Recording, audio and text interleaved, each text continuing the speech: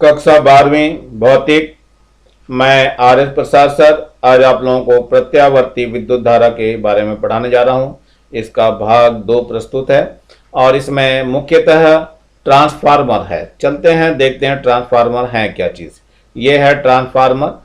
Transformer जो है अन्योन्य प्रेरण के सिद्धांत पे कार्य करता है। जैसे अन्योन्य प्रेरण होता है उसी का सिद्धांत इसमें, मतलब एक कुंडली में अगर विद्युत धारा के मान में परिवर्तन करते हैं तो दूसरी कुंडली में भी धारा के मान में परिवर्तन हो जाता है। सारा गेम यहाँ पे 2 कुंडलियों का है। एक कुंडली ऐसे रखी रहती है और दूसरी कुंडली इसके संपर्क में रहती है और ये दोनों सर्वथा जो है पृथक होती हैं।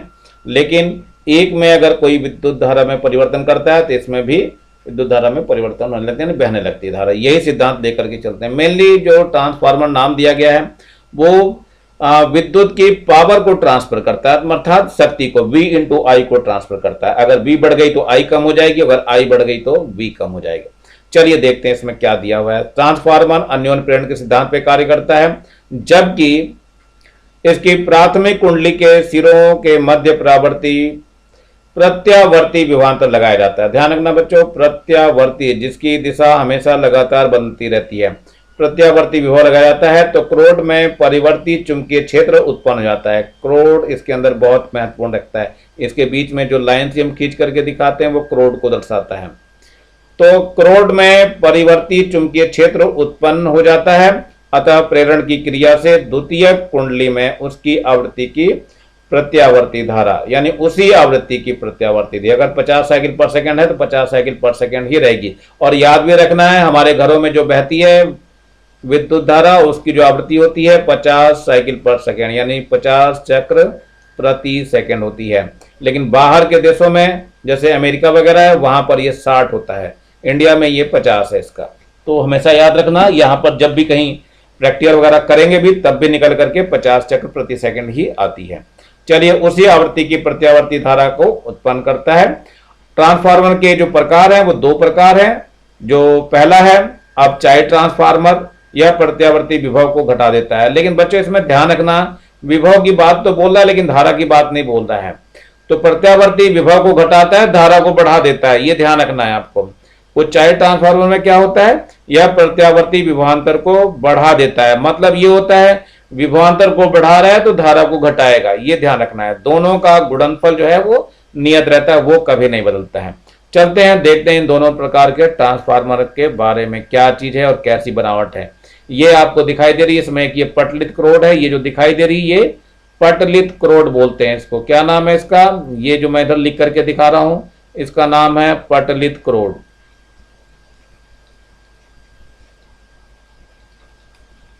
हालांकि क्रोड इन्होंने लिखा हुआ है लेकिन ये छोटी छोटी पत्तियों की क्रोड बनी हुई होती है। चलिए इसके बाद देखते हैं द्वितीय कुंडली और प्राथमिक कुंडली। ये आपकी द्वितीय प्राथमिक कुंडली जो यहाँ पे ये दिखाई दे रही ये प्राथमिक कुंडली है। इसमें फेरों की संख्या अधिक है, देखो 1 2 3 4 5 फेरे हैं, ज्यादा फेरे दिखाए हैं। और इसमें देखो ये द्वितीय कुंडली है, ये वाली कुंडली जो है द्वितीय कुंडली है बच्चों। यहाँ देखो द्वितीय कुंडली में केवल 2 ही फेरे दिखाए हैं। ध्यान रखना प्राथमिक कुंडली में क्या होता है, फेरों की संख्या अधिक होती है।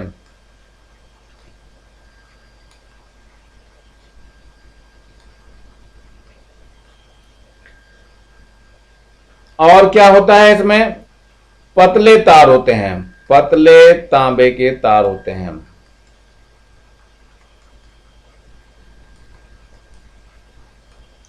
इसमें क्या होता है कि ये फेरों की संख्या कम होती है। द्वितीय कुंडली में क्या होता है, ये जो कुंडली यहां दिखाई दी है इसमें फेरों की संख्या कम होती है, फेरों की संख्या कम और मोटे तांबे के तार से बनी होती है। कैसे बनी होती है, मोटे तांबे के तार द्वारा बना होता है, तांबे के पृथक्कृत तार होते हैं। तो ध्यान रखना है इसमें मोटे तार होते हैं और कम फेरों की संख्या होती है, इसमें पतले तार होते हैं और अधिक फेरों की संख्या होती है। इसी को हम अपचायी ट्रांसफार्मर कहते हैं। यहां से हम विद्युत धारा देते हैं और यहां से हम लेना चालू करता है। ये क्या करता है कि यहां पर जो वोल्टेज आती है उस वोल्टेज को ये घटा देता है, यानी अपचायी यानी अपचयन कर देता है उसका। यानी है क्या, यहां पे ये है उच्च धारा की, उच्च धारा नहीं निम्न धारा की बच्चों, इसमें थोड़ा सा फेरबदल करिए। ये है निम्न धारा की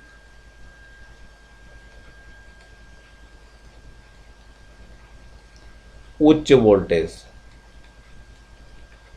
जिसे इनपुट कहेंगे हम, जो दे रहे हैं इसको। और जो निर्गत होती है, ये क्या चीज हमारे पास, उच्च धारा की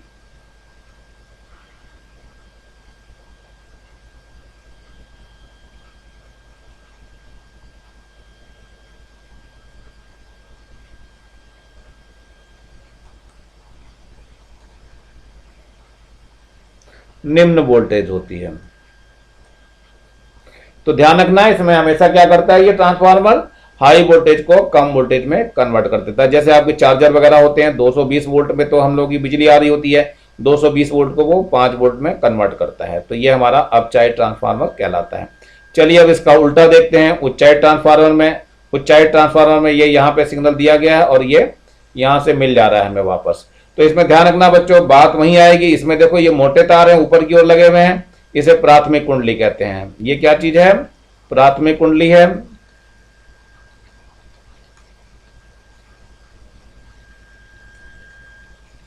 और ये जो है पटलित क्रोड है, ये ध्यान रखना, पटलित क्रोड।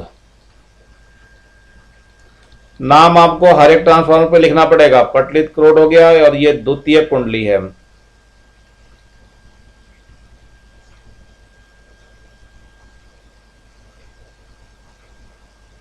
ये द्वितीयक कुंडली। इसमें ध्यान रखना, ये मोटे तार की कम फेरों की संख्या होती है। ध्यान रखना, इस प्राथमिक कुंडली में क्या होते हैं, मोटे तांबे के तार,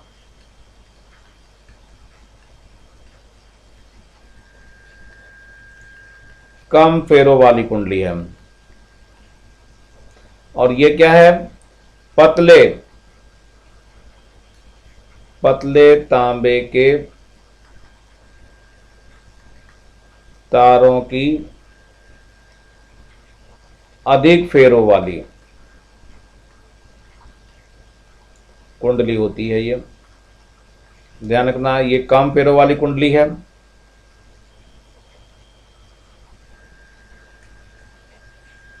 पटलित क्रोड होते हैं, और यहां से हम प्राथमिक में इनपुट देते हैं और आउटपुट यहां से ले लेते हैं। तो यहां पर निवेशी और निर्गत इसको बोलते हैं हिंदी में। हिंदी में ये निवेशी हो गया, निवेशी विभव। इसे हम इनपुट बोलते हैं बच्चों, इंग्लिश में थोड़ा आसान रहता है याद करना। और ये निर्गत वोल्टेज है, यहां लिख दो निर्गत विभव। इसे हम आउटपुट बोलते हैं। तो इंग्लिश में थोड़े नाम आसान पड़ते हैं याद करने। चलिए इस तरह से जो है हम क्या करते हैं, यहाँ पे निवेशी में जो होती है वो क्या होता है, ध्यान रखना, इस ट्रांसफार्मर में ये ऊंचाई है, कम वोल्टेज को अधिक वोल्टेज में कन्वर्ट करता है। तो कम वोल्टेज का मतलब समझ रहे हो आप लोग, कम वोल्टेज का मतलब उच्च धारा की कम वोल्टेज को क्या करता है, निम्न धारा की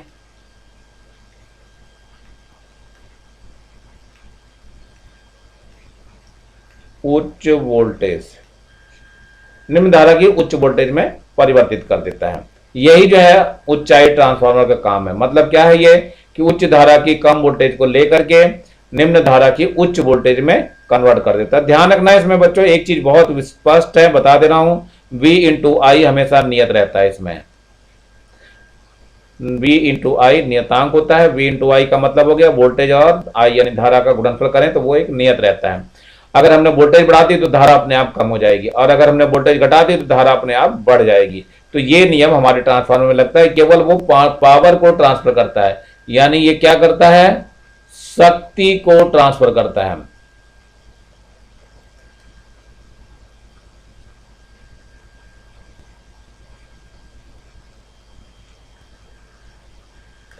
केवल शक्ति को ट्रांसफर करता है। देखना ये जो चित्र आएगा बच्चों, चित्र आपको पूरी तरह से बनाना पड़ेगा। ये नहीं कि अधूरा छोड़ करके भाग लो। और ट्रांसफार्मर जो है बहुत ज्यादा पूछा जाता है एग्जाम में, बोर्ड के एग्जाम में तो बहुत ज्यादा पूछते हैं, बच्चे इसको छोड़ देते हैं। उन्हें ऐसा लगता है कि कोर्स में ही नहीं है, इसलिए इसको एक तरफ बेचारे को दरकिनारा कर देते हैं। लेकिन बच्चों आप लोगों को याद रखना है इसको। अब इसके बारे में कुछ आगे की तरफ बढ़ते हैं। ट्रांसफार्मर की रचना, सिद्धांत एवं कार्यविधि का वर्णन करना है, और ट्रांसफार्मर में क्रोट पटलित बनाने का क्या कारण है वो भी बताना है यहाँ पर। चलिए देखते हैं, रचना में ये मैंने बता ही दिया सब कुछ आपको। अब उसके बारे में हम यहाँ थोड़ा लिखना और पढ़ना चालू करते हैं। मतलब ये ट्रांसफार्मर जो पटली क्रोट थे ये नर्म लोहे के थे, ध्यान रखना, पटलित क्रोट नर्म लोहे के बनाए जाते हैं। तो ट्रांसफार्मर के मुख्य 3 भाग है। पहला है पटलित क्रोट, ये जो दिखाया पहले ही बताया था मैंने, पटलित क्रोट है। और दूसरा भाग जो है हमारे पास क्या है, प्राथमिक कुंडली है, ये है प्राथमिक कुंडली।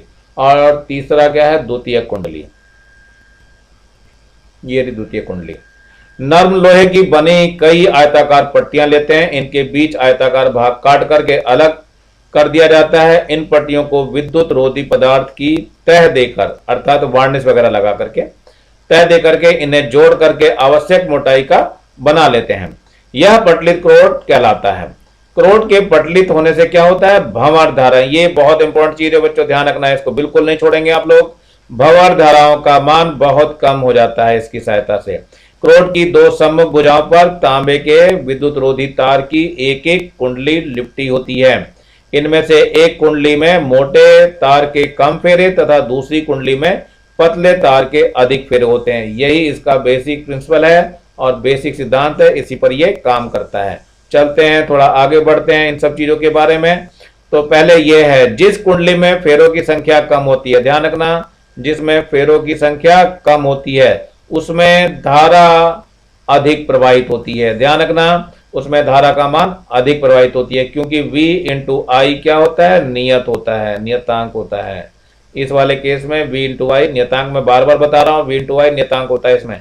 अतः कुंडली मोटे तार की बनाई जाती है। ध्यान रखना, जहां पर भी करंट ज्यादा होता है वहां मोटे तार का इस्तेमाल होता है। ये एक बहुत मोटा फैक्ट है, तो मोटा फैक्ट को मोटे तरीके से याद करो। जहां मोटे तार है इसका मतलब वहां पर विद्युत धारा का मान अधिक है, और जहां पतले तार है वहां पर विद्युत धारा का मान कम होता है। आपने अपने घरों में देखा होगा, अधिकतर पतले तार के लगाए जाते हैं, तांबे के तार तो होते हैं लेकिन पतले होते हैं वो, क्योंकि इसमें धारा का मान कम होता है।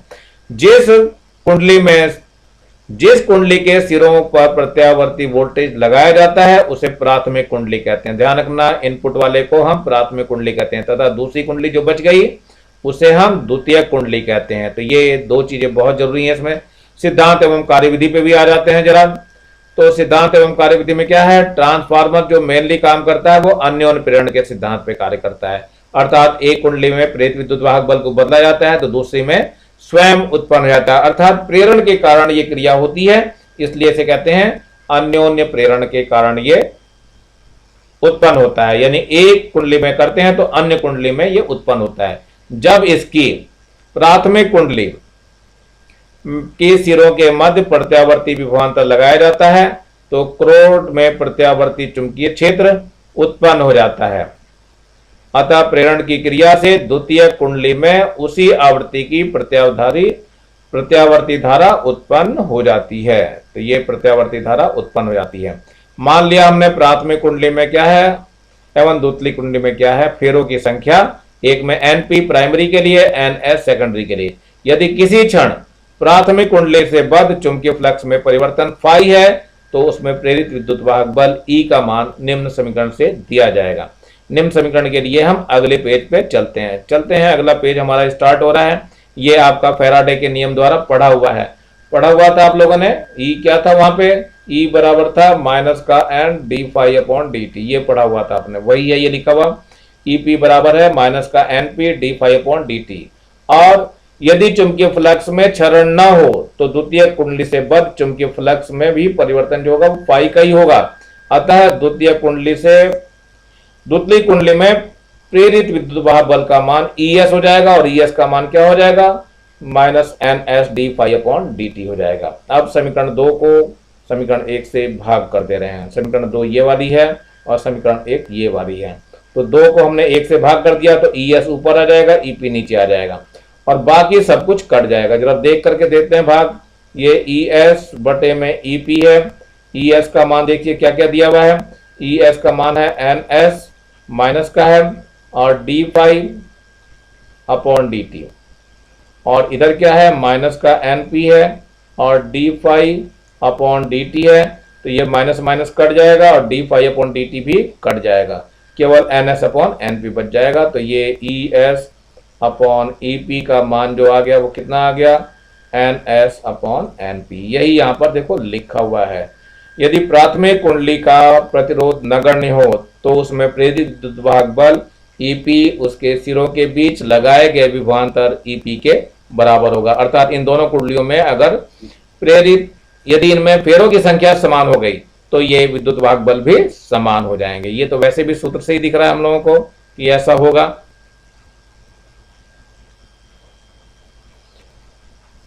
इसी प्रकार द्वितीय कुंडली का प्रतिरोध नगण्य हो तो उसमें प्रेरित विद्युत वाहक बल ES हो तो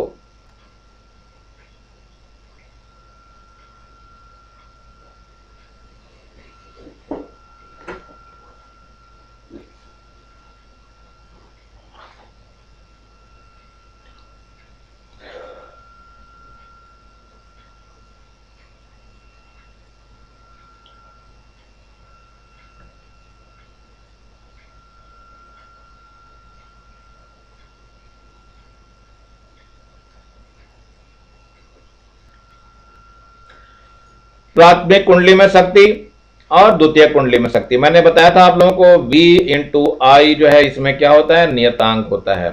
तो हम दोनों तरफ की करंट और वोल्टेज की गुणा कर देंगे और उन दोनों को बराबर कर देंगे। तो ये प्राथमिक कुंडली में शक्ति EP इंटू IP हो जाएगा। प्राथमिक में है तो P यूज कर रहे हैं, द्वितीयक में है तो हम S यूज कर रहे हैं। इसका मतलब क्या हो गया, ये जो लिखा हुआ है वास्तव में ये VS इंटू IS हो जाएगा और यहां पर VP इंटू IP हो जाएगा।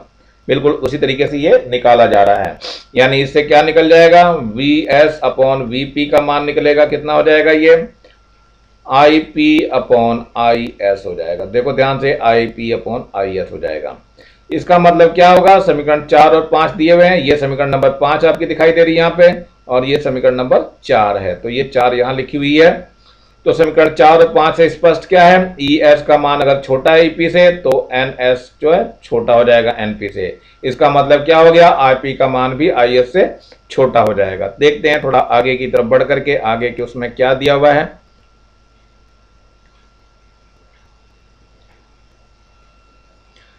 अब चलते हैं, ये देखो, अतः अपचायी ट्रांसफार्मर में ES का मान छोटा होगा EP से कि द्वितीय कुंडली में प्राथमिक कुंडली की तुलना में चक्रों की संख्या कम होती, यही कारण है। अतः ट्रांसफार्मर धारा की प्रबलता को बढ़ा देता है। यदि पुनः ES बड़ा हो गया IP से तो NS बड़ा हो जाएगा NP से और इसका मतलब क्या हो गया, IP फिर बड़ा होगा IS से।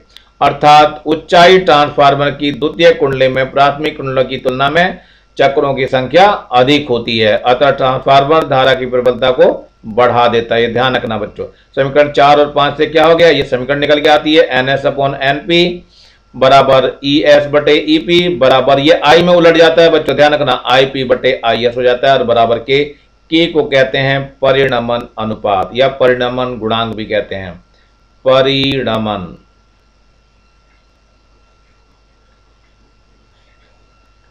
गुणांक भी बोलते हैं बच्चों इसको, परिणमन गुणांक के को ही बोला जाता है या परिणमन अनुपात भी बोलते हैं।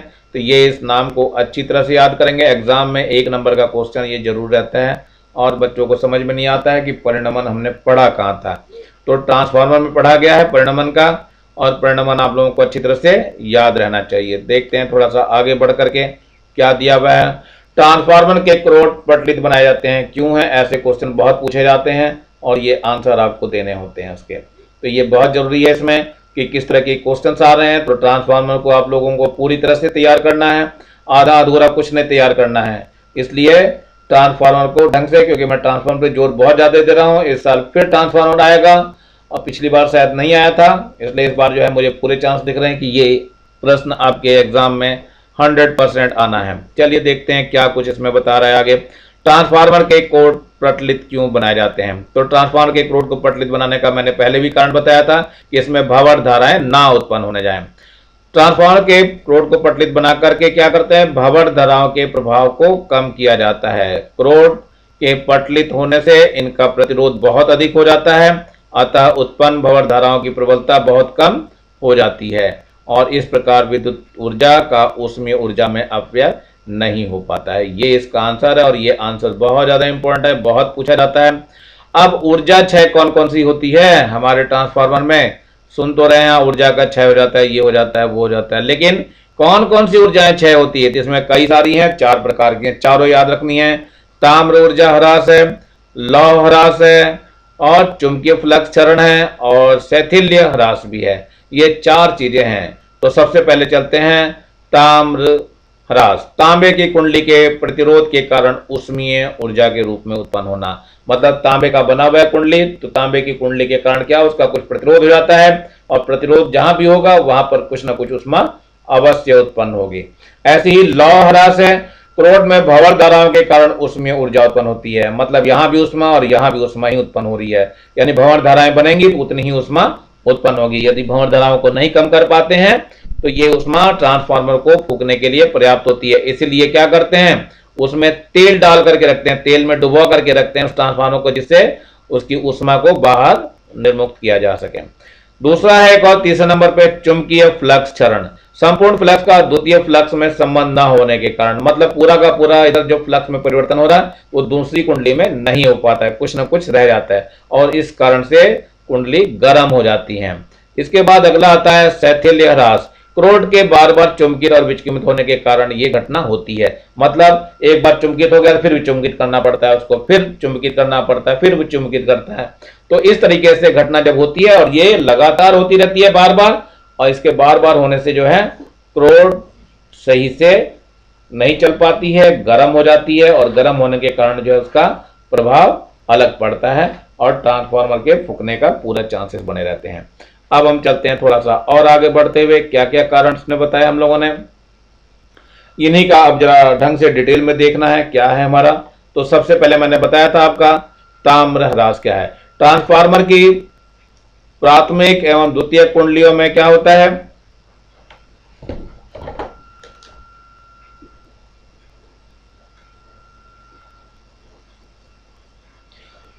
ट्रांसफार्मर की प्राथमिक एवं द्वितीय कुंडलियों में विद्युत धारा प्रवाहित करने पर क्या होता है, इसमें जूल प्रभाव के कारण उसमें उत्पन्न ऊष्मा होती है, यानी ऊष्मा उत्पन्न होने लगती है, और इस ऊष्मा का मान जो होता है वो I²R से प्राप्त होता है। I प्रवाहित होने वाली धारा की प्रबलता तथा प्रतिरोध है। ऊष्मा के रूप में ऊर्जा के इस ह्रास को ताम्र ह्रास कहते हैं। इसे दूर नहीं किया जा सकता, ये किसी भी कारण से इसको हम दूर नहीं कर पाएंगे, कैसा भी कुछ भी लगा करके। अब आता है लौह ह्रास। क्रोड में भंवर धाराएं उत्पन्न होती हैं, ये ध्यान रखना, क्रोड में हमेशा भंवर धाराएं उत्पन्न होती हैं। क्रोड में भंवर धाराएं उत्पन्न होने के कारण क्या होता है, उसमें होने वाली ऊर्जा ह्रास को लौह ह्रास कहते हैं। इस ह्रास के मान को कम करने के लिए क्या करते हैं, क्रोड को पटलित बनाया जाता है। क्रोड को पटलित बनाए जाने का मुख्य कारण क्या है, लौह ह्रास को कम करना। तो ये भी एक महत्वपूर्ण इंपॉर्टेंट है आपका तथ्य को याद करना बहुत जरूरी है। इसके बाद आता है नंबर 3, चुंबकीय फ्लक्स क्षरण। इसमें क्या होता है, प्राथमिक कुंडली में विद्युत धारा जो प्रवाहित हो रही है उससे उत्पन्न समस्त चुंबकीय फ्लक्स द्वितीय कुंडली से बद्ध नहीं हो पाता है। मतलब जितना यहां चुंबकीय फ्लक्स में परिवर्तन हुआ उतना ही द्वितीय कुंडली में नहीं हो पाता है। अतः क्या होता है, कुछ ऊर्जा का ह्रास हो जाता है। ऊर्जा के इस ह्रास को चुंबकीय फ्लक्स क्षरण कहते हैं। इसे कम करने के लिए क्या करते हैं, हम नर्म लोहे का क्रोड लगाया जाता है। ध्यान रखना, नर्म लोहे का क्रोड लगाया जाता है। पहले जो है क्या हुआ था, पटलित क्रोड लगाया गया था, किसके कारण, लौह ह्रास को कम करने के लिए। लौह ह्रास के लिए पटलित क्रोड लगाया गया था, ध्यान रखना। और लेकिन चुंबकीय फ्लक्स क्षरण को कम करने के लिए क्या करते हैं, नर्म लोहे की क्रोड लगाई जाती है। तो ये दोनों शब्द अलग अलग हैं और अलग अलग चीजों के रूप में बताए जा रहे हैं। अब आ जाइए शैथिल्य ह्रास क्या होता है। प्राथमिक कुंडली में प्रत्यावर्ती धारा प्रवाहित करने पर क्रोड बार बार क्या होता है, चुंबकित होता है और विचुंबकित। मतलब एक बार चुंबक बनता है, फिर चुंबक खत्म हो जाता है, फिर चुंबक बनता है, फिर चुंबक खत्म हो जाता है। इस तरह से करते हुए क्या होता है, कुछ ऊर्जा का ह्रास होता रहता है। इस ह्रास को हम शैथिल्य ह्रास कहते हैं। और शैथिल्य ह्रास को कम करने के लिए नर्म लोहे का क्रोड प्रयुक्त किया जाता है। हमेशा ध्यान रखना, नर्म लोहे का क्रोड प्रयुक्त करने के लिए 2 कारण हो गए, एक चुंबकीय फ्लक्स का क्षरण हो गया और दूसरा शैथिल्य ह्रास हो गया। तो दोनों ही कारणों को आप लोग अच्छी तरह से याद करेंगे। एग्जाम में दोनों ही कारणों को आपको बताना है ये दोनों कारण मैंने बताया, नर्म लोहे की करोट के कारण ही ये सब संभव हो पाता है। चलिए थोड़ा सा ट्रांसफार्मर तो पढ़ लिए, इनमें कुछ अंतर भी देख लेते हैं क्या है। ऊंचाई और अपचाई ट्रांसफार्मर में अंतर, ये भी अंतर बहुत पूछ लिया जाता है आप लोगों से। नंबर 1, यह ट्रांसफार्मर प्रत्यावर्ती विभवांतर को बढ़ा देता है। ध्यान रखना, यह ट्रांसफार्मर प्रत्यावर्ती विभवांतर को बढ़ा देता है ऊंचाई में, जबकि अपचाई में इसका ठीक उल्टा होता है। यह ट्रांसफार्मर विभवांतर को कम कर देता है। नंबर 2, यह धारा की प्रबलता को घटा देता है। अगर विभवांतर बढ़ाया इसने, ये एकदम तयशुदा बात है, अगर विभवांतर को बढ़ाता है तो धारा को घटा देगा। बच्चों ये बहुत अच्छी तरह से याद करेंगे आप लोग। विभवांतर बढ़ा और तो धारा क्या हो जाएगी, अपने आप कम हो जाएगी। यहां देखो विभवांतर कम हुआ है, ये विभवांतर कम हुआ है, तो धारा क्या हो गई, प्रबलता को बढ़ा देता है। तो ध्यान रखना बच्चों, ये हमेशा उल्टा चलता है एक दूसरे के। अब इसकी द्वितीय कुंडली में फेरों की संख्या प्राथमिक कुंडली की तुलना में अधिक होती है। ध्यान रखना इसको भी, फेरों की संख्या प्राथमिक कुंडली की अपेक्षा अधिक होती है। इसमें इसका उल्टा होता है, द्वितीय कुंडली में फेरों की संख्या प्राथमिक कुंडली से कम होती है। ये भी ध्यान रखना है आपको। दूसरा, इसका परिणमन अनुपात 1 से अधिक होता है। किसका, ऊंचाई ट्रांसफार्मर का।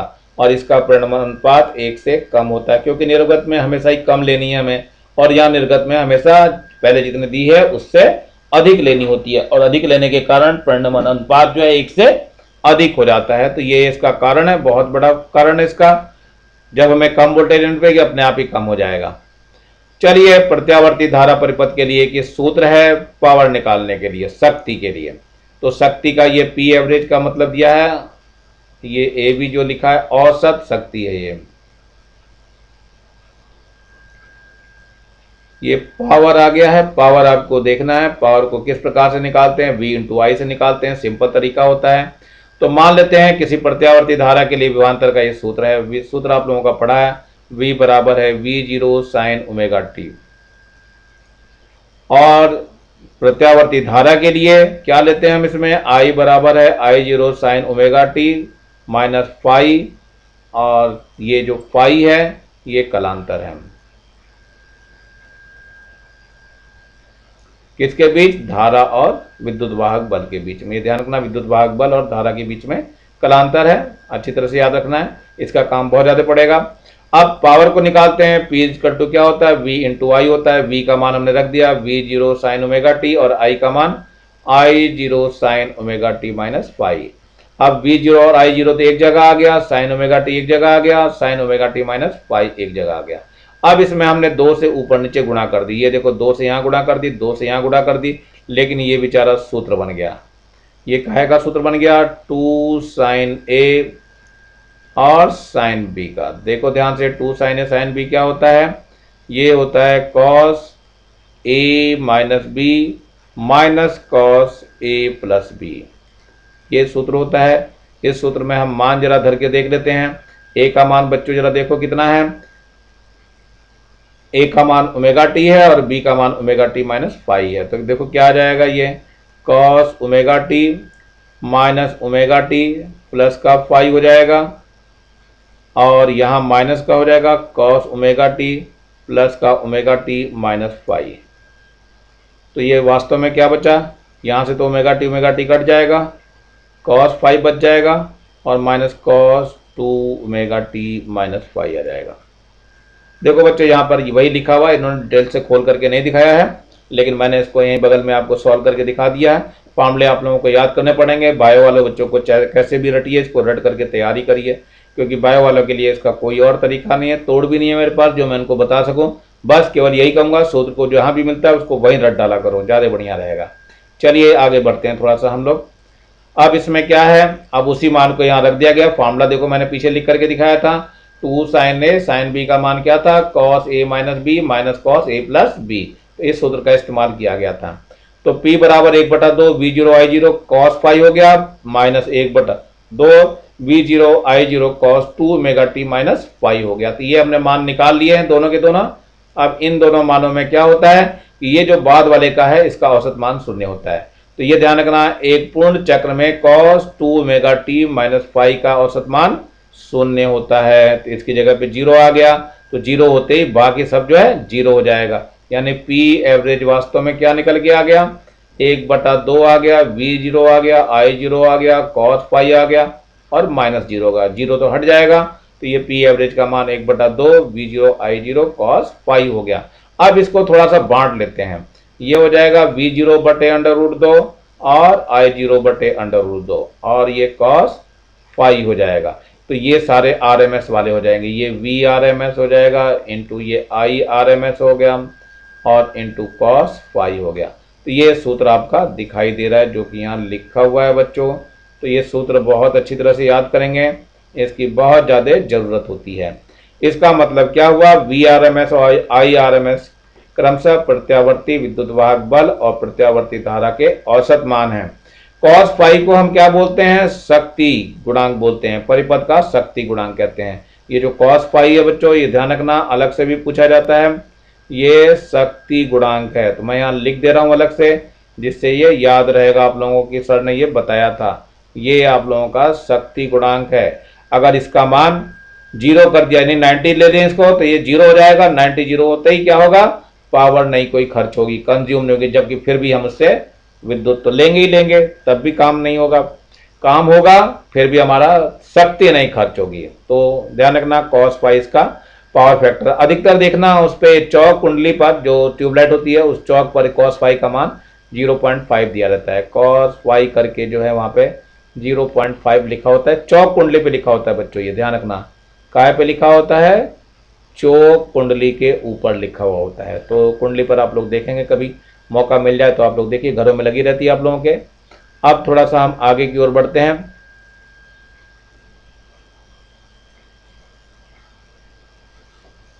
वाटहीन धारा क्या होती है, हालांकि वाटहीन धारा को मैं कई बार बता चुका हूं आप लोगों को, तो वाटहीन धारा आप लोगों को अच्छी तरह पता होनी चाहिए कि वाटहीन धारा क्या होती है। यही धारा है, लेकिन इसमें शक्ति क्षय लगभग ना के बराबर होती है। तो देख लेते हैं शक्ति क्षय का क्या इसमें रोल है। तो वाटहीन धारा, यदि किसी परिपथ में शुद्ध प्रेरकत्व या शुद्ध धारिता लगी हो, ध्यान रखना करांतर यही मिलता है, शुद्ध प्रेरकत्व लगा हो या शुद्ध धारिता लगी हो, तथा प्रतिरोध का मान शून्य हो, उसमें प्रतिरोध अगर हो भी तो उसका मान शून्य हो, तो विद्युत वाहक बल और धारा के बीच 90 डिग्री का या π/2 का कलांतर होता है। इस परिस्थिति में, यानी इस स्थिति में औसत शक्ति इस तरह से निकालते हैं। पी एवरेज का हमारे पास सूत्र पड़ा हुआ है, क्या सूत्र पड़ा हुआ है, VRMS into IRMS into cos phi, और फाई का मान कितना दे दिया हमने, 90 डिग्री, तो cos 90, और cos 90 आप लोगों को पता है इसका मान 0 होता है, तो सबको 0 कर देगा। इस प्रकार यदि किसी प्रत्यावर्ती धारा परिपथ में केवल शुद्ध प्रेरकत्व या शुद्ध धारिता है तथा परिपथ का प्रतिरोध शून्य है, तो परिपथ में, ध्यान रखना प्रतिरोध शून्य है, तो परिपथ में धारा तो प्रवाहित होती है, किंतु परिपथ में ऊर्जा का क्षय बिल्कुल नहीं होता है, और इस समय इस धारा को हम परिपथ की वाटहीन धारा कहते हैं। तो वाटहीन धारा की परिभाषा आप लोगों को cos फाई को लेकर के ही देनी होगी, ज्यादा बेटर होगी, और आप लोग आसानी से इसको समझ सकते हैं। अब चलते हैं, चौक कुंडली का नाम लिया तो डरना क्या भाई, अब इसको तो तैयार करना ही पड़ेगा, जहां इतना कुछ तैयार किया है तो इसका उत्तर भी आपको देना ही पड़ेगा। क्या होती है चौक कुंडली, उसका क्या होता है सिद्धांत। तो सिंपल सा है, चौक कुंडली जो है ये तांबे की तार जो है एक कच्चे लोहे की उस पर लपेट करके, नर्म लोहे की करोड होती है, करोड पर लपेट करके ये बनाया जाता है, किससे, तांबे के विद्युत रोधी तारों द्वारा। और ये बल्ब वगैरह जहां भी इस्तेमाल करना है, प्रत्यावर्ती धारा परिपथ में अधिकतर इसका इस्तेमाल किया जाता है। और किस लिए होता है, जिससे कि विद्युत व्यय जो है वो कम से कम है, यानी विद्युत जो ऊर्जा का क्षय होता है वो कम से कम हो, न्यूनतम हो। तो चलते हैं, देखते हैं इसके सिद्धांत वगैरह को पढ़ते हैं। तो ये प्रत्यावर्ती धारा परिपथ में धारा के मान को नियंत्रित करने के लिए क्या होता है, अति निम्नतम प्रतिरोध तथा यदि किसी प्रत्यावर्ती धारा परिपथ में केवल शुद्ध प्रेरकत्व हो तथा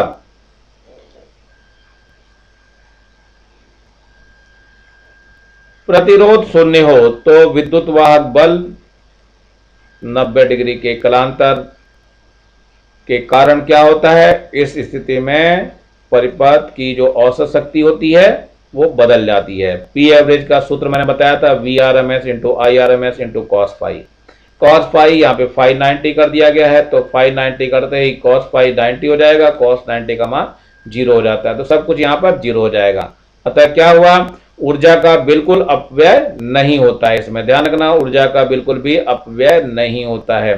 लेकिन व्यवहार में प्रतिरोध शून्य नहीं हो सकता, अतः विद्युत ऊर्जा के कुछ भाग का ऊष्मीय ऊष्मा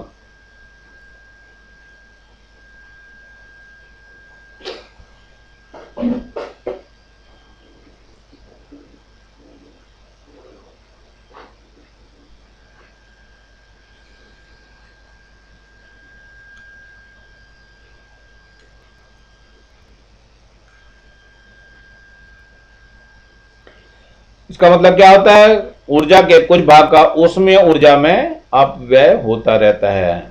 तो ध्यान रखना, क्योंकि प्रतिरोध शून्य नहीं हो सकता, किसी का भी प्रतिरोध शून्य नहीं हो पाता है, इसलिए कुछ न कुछ ऊर्जा का अपव्यय होता रहता है। चौक कुंडली तांबे के विद्युत रोधी मोटे तार के अनेक फेरे नर्म लोहे के क्रोड पर लपेट कर बनाई जाती है। तो ये भी बहुत इंपॉर्टेंट है, जैसे ट्रांसफार्मर बनाया जाता है वैसे ये चौक कुंडली भी बनाई जाती है।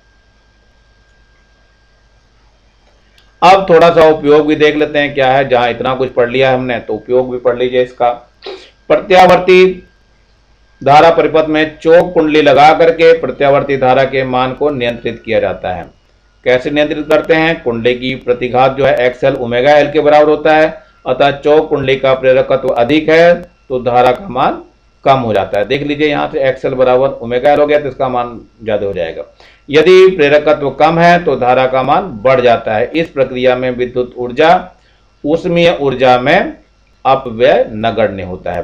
वाट-इन धारा मैंने पीछे ही बता दी। चौक कुंडली में बहने वाली धारा को वाट-इन धारा इसलिए कहते हैं क्योंकि कुंडली में विद्युत वाहक बल और धारा में 90 डिग्री का कलांतर होने के कारण औसत शक्ति का मान क्या होता है? शून्य हो जाता है। अतः चौक कुंडली में ऊर्जा का अपव्यय बिल्कुल नहीं होता है। कुछ प्रतिरोध के कारण ऊर्जा का अपव्यय नगण्य मान लिया जाता है। तो ये कारण है जो चौक कुंडली हम लोग इस्तेमाल करते हैं या उपयोग में लाते हैं।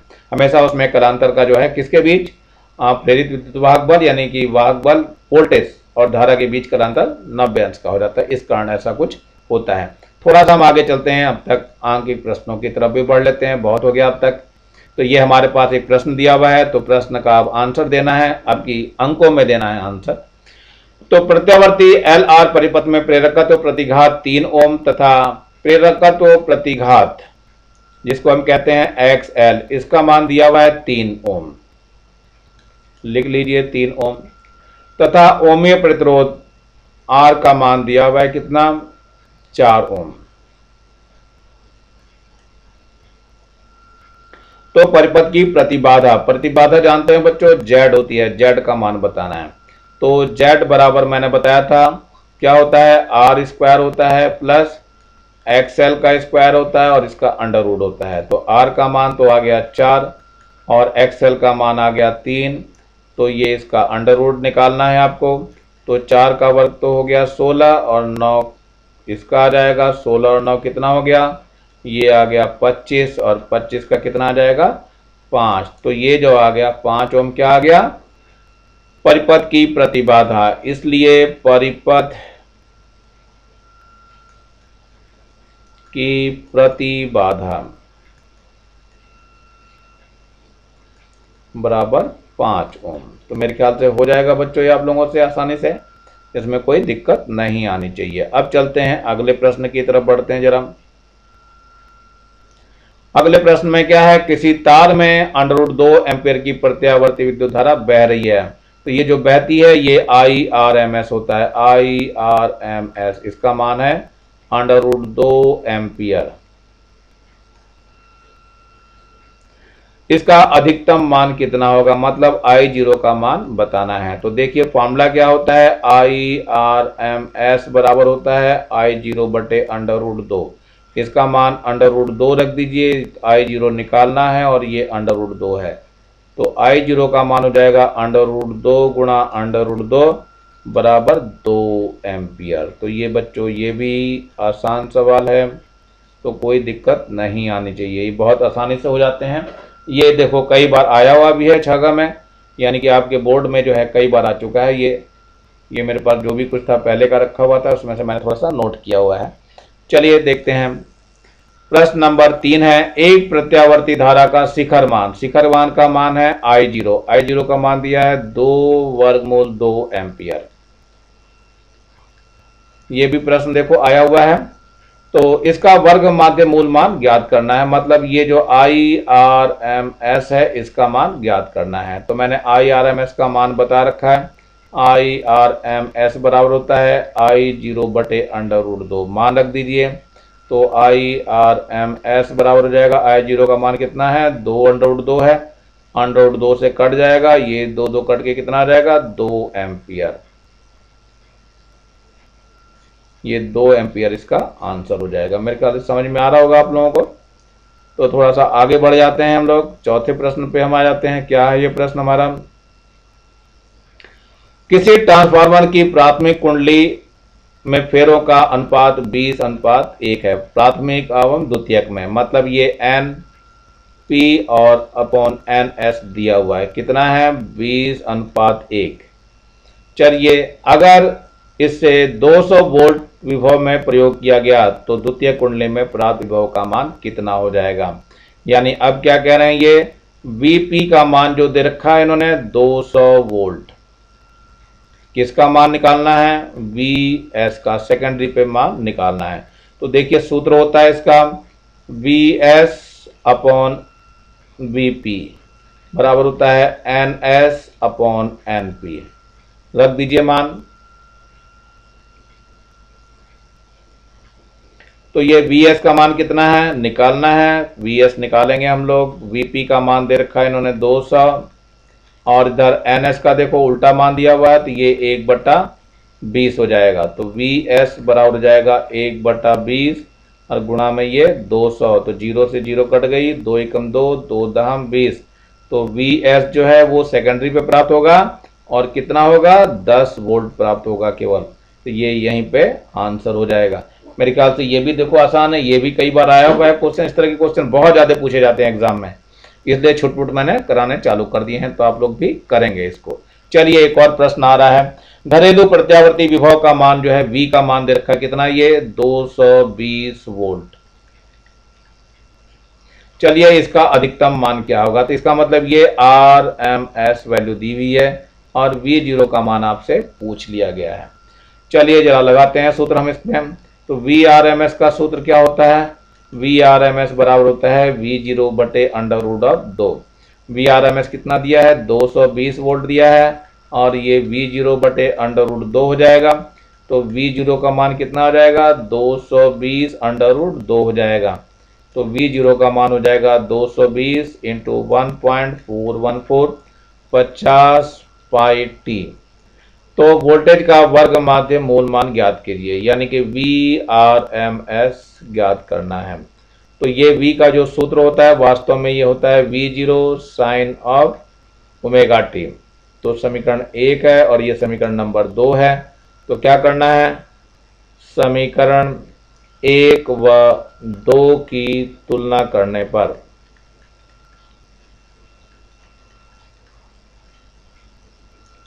तो V0 का मान कितना आ जाएगा 141 आ जाएगा, कितने वोल्ट होगा बच्चों, और ओमेगा टी यानी ओमेगा बराबर कितना हो जाएगा 50 पाई आ जाएगा। टी का तो मान कट ही जाएगा।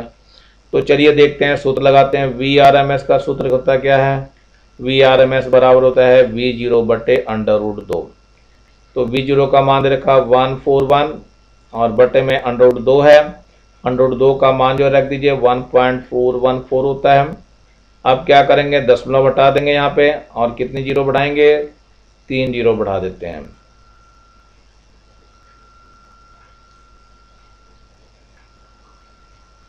इसमें एक ये 4 को हटा दीजिए, ज़्यादा बढ़िया रहेगा, 1.414 इतना रख दीजिए। चलो देखते हैं इसको।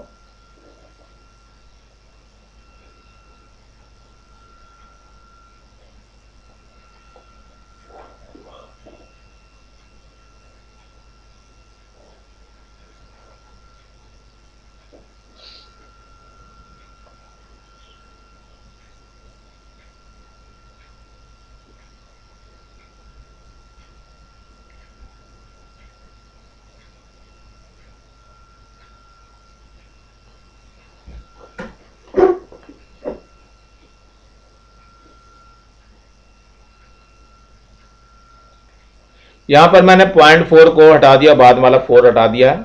अब यहाँ पे 0 भी हटा दिया है। अब क्या होगा, ये पूरा का पूरा इससे कट जाएगा और एक बार आएगा और ये केवल कितना हो जाएगा, 100, केवल 100 होगा बच्चों, 200 नहीं होगा। ये बराबर कितना आ जा रहा है आपका, 100 वोल्ट आ जाएगा। तो यही आपका आंसर है और आसानी से आप लोग कर सकते हैं इसको। चलिए थोड़ा सा और आगे बढ़ते चलते हैं, ऐसे प्रश्नों को लेके चलते रहो। एक एसी परिपथ में धारा का वर्ग माध्य मान दिया हुआ है, वर्ग माध्य मूल मान धारा का दिया हुआ है, मतलब IRMS दिया हुआ है। IRMS कितना दिया है, 10 एम्पियर दिया हुआ है। 0.14 है और न्यू का मान कितना है, 50 है और L का मान 0.25 है। चलो रख के इसको हल करने का प्रयास करते हैं। तो दशमलव हटाया, नीचे कितना आ जाएगी, 2 जीरो आ जाएगी, तो 50 दूनी 100 हो जाएगा। 2 से ये 2 कट जाएगा। अब केवल गुणा भाग करनी रह गई है, कितनी है, 3.14 गुणा 25। 25 को गुणा करना है, इसमें देखते हैं कितना आता है।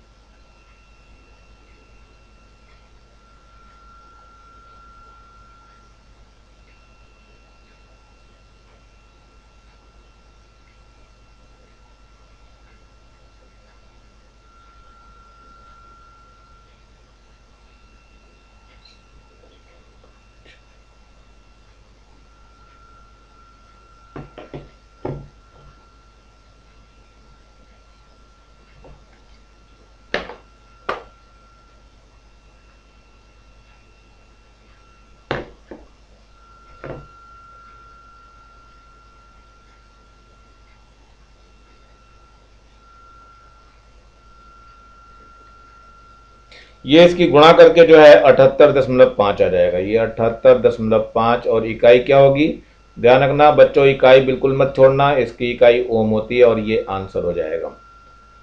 थोड़ा सा प्रश्न के लिए आगे बढ़ चलते हैं, क्या है दिया हुआ,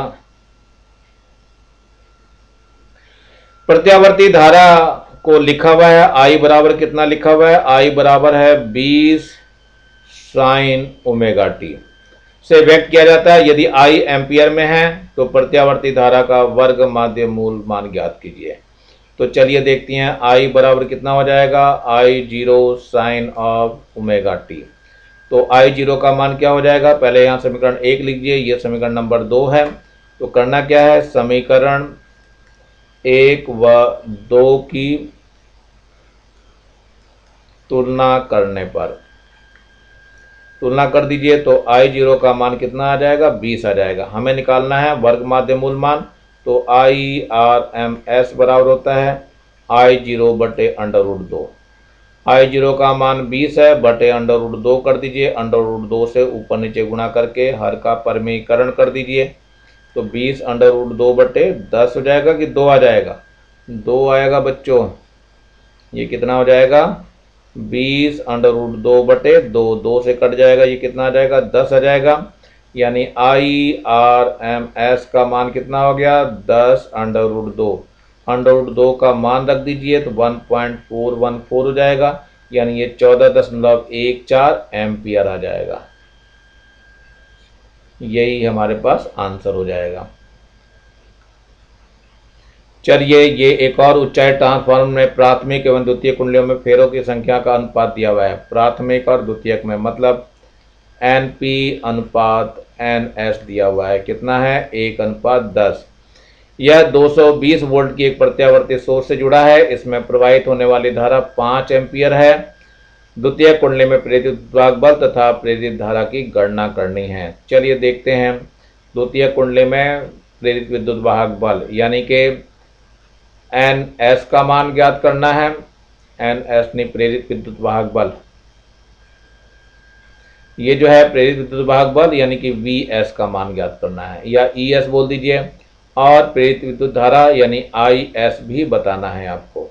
चलिए देखते हैं, सूत्रों का इस्तेमाल करते हैं। लेकिन वीपी हमें दिया हुआ है कितना, 220 वोल्ट। चलिए देखते हैं क्या होगा इसके अंदर। और इसमें प्रवाहित होने वाली धारा आईपी का भी मान दिया हुआ है, तो आएगा कितना, 10 बराबर हो जाएगा वी एस बटे 220। तो वी एस बराबर हो गया 220 गुणा 10, यानी सेकेंडरी में जो वोल्टेज आएगी वो 2200 वोल्ट आ जाएगी। तो ये एक आंसर हो गया। अब दूसरा है, ये बाद वाले, शुरू वाला और बाद वाला लेते हैं, यानी इसको और इसको ले लीजिए। कितना हो जाएगा, 10/1 बराबर 5/IS। तो IS बराबर कितना हो जाएगा, 5/10 हो जाएगा। तो 5 एकम 5, 5 दूनी 10, यानी 1/2 यानी 0.5। अगर वोल्टेज बढ़ी है तो पक्का है धारा का मान कम होगा। तो इतने एम्पियर, ये इतने एम्पियर हो जाएगा और ये इसका आंसर हो जाएगा। तो मेरे ख्याल से ये भी समझ में आ गया होगा बच्चों। कोई भारी चीज तो है नहीं, बड़े आराम से निकल सकते हो, केवल सूत्रों का ही इस्तेमाल हो रहा है और सूत्र आप लोग लगा लेंगे आसानी से। चलो देखते हैं, थोड़ा सा आगे की ओर बढ़ते हैं। ये एक और दिया हुआ है 15.0 माइक्रोफैराड का एक संधारित्र, यानी सी दे रखा है इन्होंने 15 माइक्रोफैराड। 220 वोल्ट पे वी जो लगा हुआ है 220 वोल्ट है और 50 हर्ट्ज का स्रोत है, यानी इसकी आवृत्ति दे रखी है वो 50 हर्ट्ज जोड़ा गया है।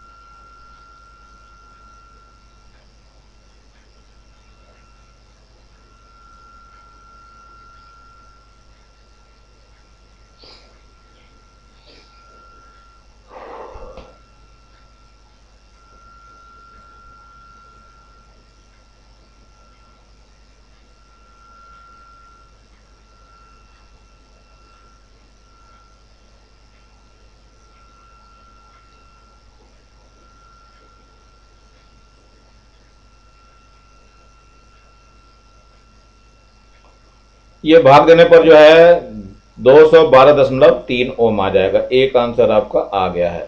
अब क्या निकालना है हमें, IRMS का मान निकालना है। तो IRMS बराबर कितना हो जाएगा, V = IR होता है, तो बिल्कुल वैसे ही निकालेंगे ये। तो ये हो जाएगा VRMS अपॉन XC। VRMS ये मान निकालना है। VRMS कितना दिया हुआ है, 220 दिया हुआ है और ये मान कितना आया, 212 आया है। तो ये भाग दे करके कितना आ जाएगा, 1.03 एम्पियर आ जाएगा। तो ये आंसर हो जाएगा इसका। धारा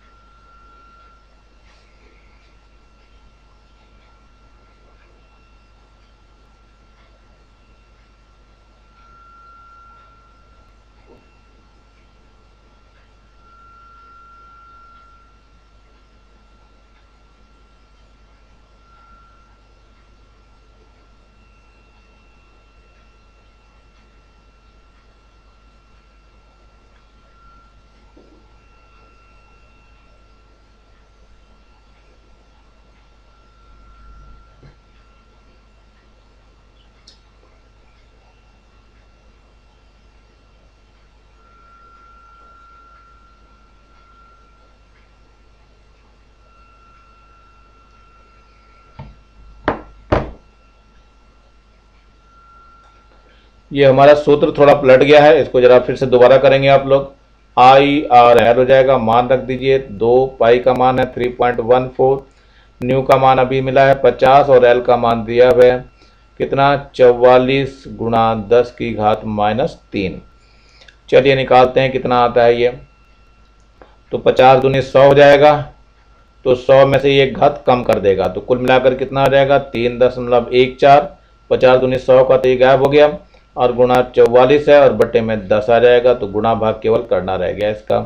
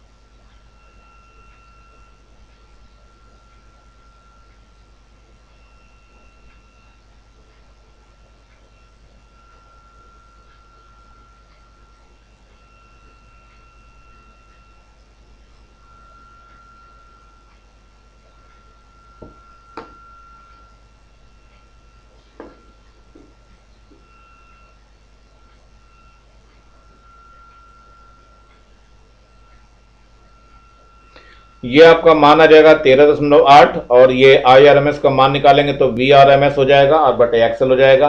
तो वी आर एम एस का मान कितना है आपका, ये है 220, और एक्सएल का मान जो आया है वो कितना है, ये है 13.8। जब भाग देंगे तो ये आ जाएगा 15.9 इतने एम्पियर।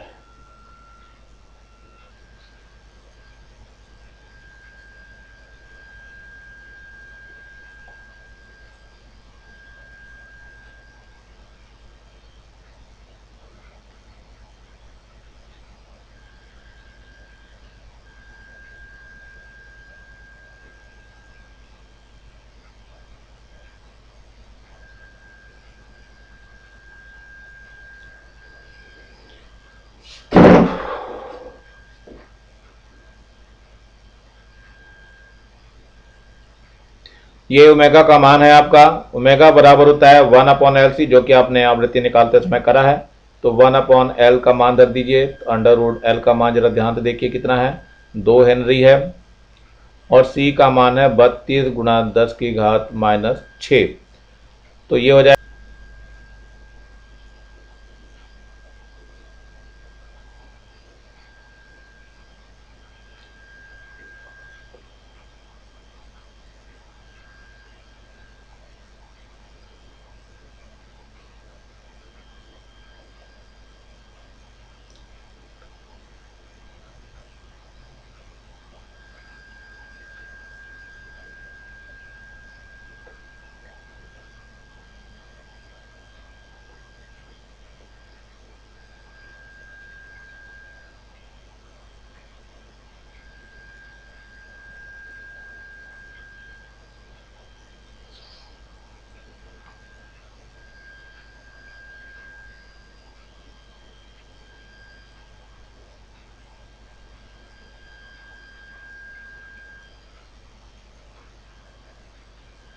ये Q का जो सूत्र होता है वो 1/R √L/C होता है। इसका मान रख दीजिए। 1/R का मान देखिए कितना है, R का मान 10 ओम है, तो यहाँ 10 आ जाएगा। और √L का मान कितना है, L दिया हुआ है 2 हेनरी, और बटे C का मान जो है 32 है, गुणा 10⁻⁻6। जरा गुणा भाग कर लीजिए, तो ये तो काट के 16 आ जाएगा। तो ये कितना हो जाएगा, 1/10 है। और √ ये हो जाएगा 1/16 का, तो 4 आ गया बाहर, 10⁻6 का ये -3 हो जाएगा। तो ये ऊपर पहुंच जाएगा, तो 1/10 है और ये गुणा 4 है, ऊपर जा कर के ये 1000 बन जाएगा। तो 0 से 0 कट जाएगा और 4 से काटेंगे तो ये कितना आ जाएगा, 25 आ जाएगा। तो ये हो जाएगा आपका Q का मान 25, और यही आपका आंसर होगा।